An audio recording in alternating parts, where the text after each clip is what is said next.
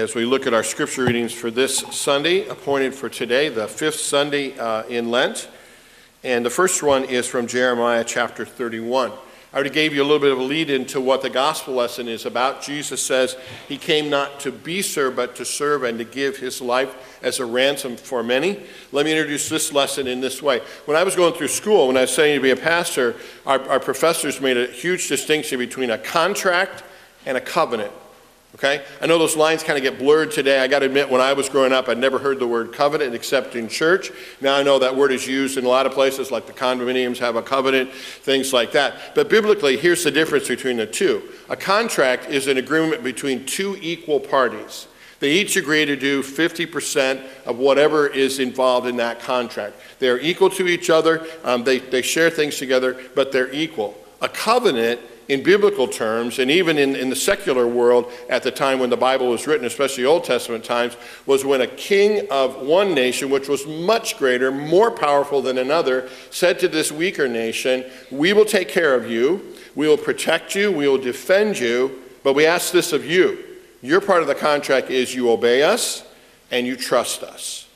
Well, of course, you know what the relationship between God and us is. It's certainly not a contract. I don't do 50% and God does 50%. It's definitely this covenant where you and I down here, weak sinners that we are, cannot save ourselves, really helpless, have a God much greater than us who has come to us and says, here, I will save you, I will redeem you, I will take care of you, you trust me and obey me.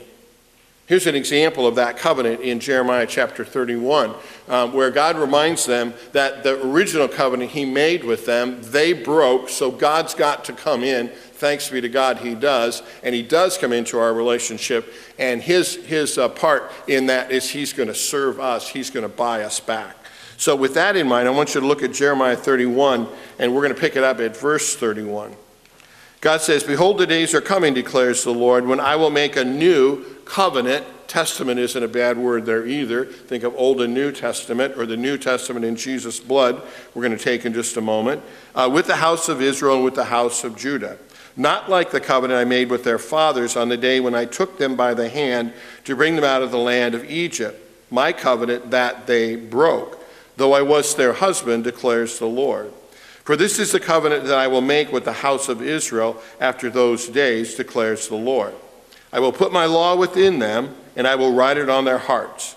I will be their God, and they will be my people. And no longer shall each one teach his neighbor and each his brother, saying, know the Lord, for they will all know me, from the least of them to the greatest, declares the Lord. For I will forgive their iniquity, and I will remember their sin no more. And this is the word of the Lord. Thanks be to God.